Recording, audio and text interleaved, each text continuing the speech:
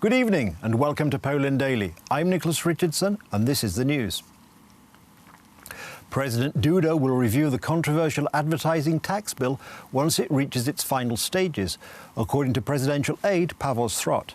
Speaking to the Polish press agency, Strot said that although the president had been informed about the draft legislation, he had not been consulted on it. The bill, which introduces a tax on media advertising revenue, has raised fears in Poland that the government wishes to use this to apply pressure on independent media and undermine free speech. Last week, many of Poland's leading newspapers, radio stations and television channels imposed programme blackouts in protest against the legislation. The president's aide also stated that the president believes that if the funds from the announced tax are actually allocated to the National Health Fund or the Medical Fund to help Poles, then the matter is definitely up for serious discussion. Northvolt, the Swedish producer of voltaic cells and electric batteries, has announced that it will build a production plant and a research and development centre in Poland. The two projects will be worth $200 million and will create more than 500 new jobs. The investments align with the Polish government's goal of turning the country into a hub for electromobility. Our ambition is to turn Poland into a technological hub of sorts for this part of Europe. And I would say that we're doing quite well in this regard. A lot of new jobs have been created. In these difficult times, the times of a pandemic, attracting new investment is even more important than before. This new greenfield investment is also particularly important because it will transfer know-how to our country. We are also very happy that it will bring hundreds of new jobs. I'm hearing that it will be 500 to be exact.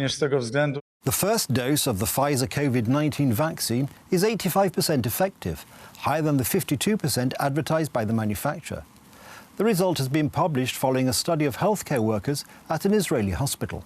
The Sheba Medical Centre's findings could fuel global debate over Pfizer's recommended two-dose schedule amid proposals that the second dose be delayed in order to stretch supplies and increase the number of first-dose recipients. That Sheba Medical Center workers that received the first dose of Pfizer vaccine. And what we found is that in vaccinated workers vaccinated with the first dose, compared with unvaccinated, vaccine was effective in 85% in preventing clinical COVID or symptomatic COVID. That means our vaccinated workers were protected starting the third week after the first dose with an excellent protection against symptomatic COVID. Pfizer has put its vaccine efficacy at 52% between doses, which it recommends administering within 21 to 28 days of each other. Efficacy 1 week after the second dose is 95%, it says. Our finding of vaccine effectiveness in real-life conditions of 85% during the third and fourth week after the first dose really correspond nicely with the estimates from the clinical trial. And all these data pulled together show us that the vaccine is highly effective in preventing symptomatic disease, and even a single dose probably provides good protection within 3 weeks of being vaccinated. Many countries now face shortage in vaccine doses and the need to rapidly vaccinate at-risk population.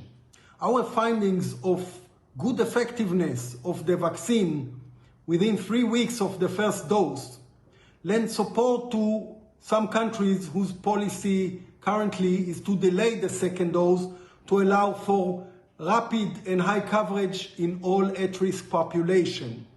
What this really means is that it is probably reasonable to vaccinate twice the population with one dose, given a good effectiveness that is provided by the first dose, and delay the second dose until enough vaccine is available.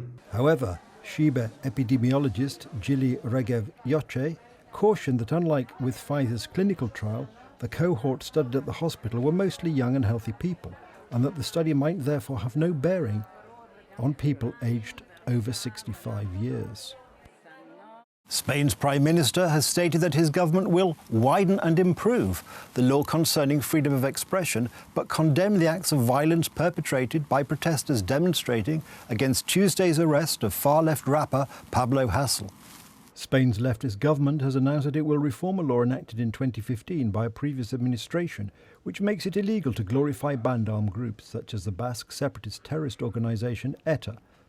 The law also bans insults against religion and the monarchy.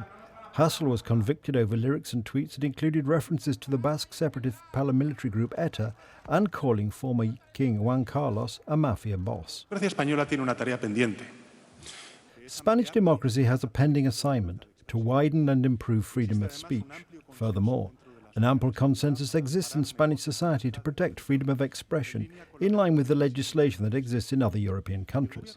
And the Spanish government has already manifested it will improve the legal protection of free speech. For 4 days, militant far-left organisations have taken to the streets, burning rubbish, containers, looting shops and vandalising banks and businesses. What they fear about my songs is not only that they explain reality, but that they call for change, to organise and to fight against injustice. The prosecutor in my last case recognised that I am dangerous because I am well known and I encourage social mobilisation. While promising to expand freedom of speech following Pablo Hasél's case, the government is itself working on a law that will make it illegal to glorify any aspects of General Franco's dictatorship. That's the news. Thank you for watching. Stay with us for the weather, Poland Daily Business and more programmes. But from me, it's have a good night and a better tomorrow.